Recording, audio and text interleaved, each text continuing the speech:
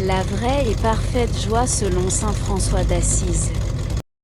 Frère Léo lui-même raconta qu'un jour, le bienheureux François, à Santa Maria, l'appela et lui dit: Frère Léo, écris. Ce à quoi il a répondu: Me voici, prêt. Écrivez, dit-il, ce qu'est la vraie joie.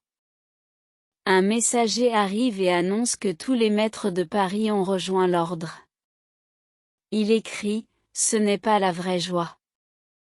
Et cela aussi, tous les prélats ultramontains, archevêques et évêques, et cela aussi, le roi de France et le roi d'Angleterre. Il écrit: ce n'est pas la vraie joie. De plus, que mes frères sont allés vers les infidèles et les ont tous convertis à la foi, de plus, que j'ai reçu de Dieu une telle grâce que je guéris les malades et que j'accomplis de nombreux miracles. Je vous le dis, la vraie joie ne se trouve pas dans toutes ces choses. Mais qu'est-ce que la vraie joie?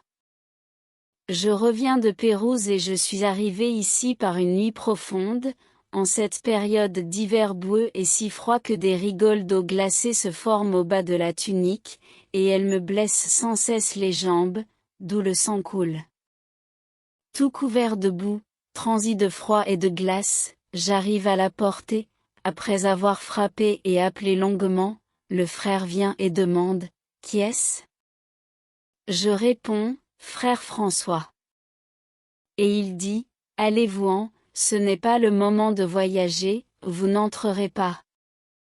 Et lorsque j'ai insisté à nouveau, il a répondu: Va-t'en, tu es un imbécile et un ignorant, tu ne viens plus avec nous, nous sommes si nombreux et si bons que nous n'avons pas besoin de toi. Et une fois de plus, je me tiens devant la porte et je dis: Pour l'amour de Dieu, ouvrez-moi. Et il répond: Je ne le ferai pas. Rendez-vous au lieu des crucifères et demandez là-bas. Je vous le dis, si j'avais été patient et ne m'étais pas emporté, là réside la vraie joie, la vraie vertu et le salut de l'âme.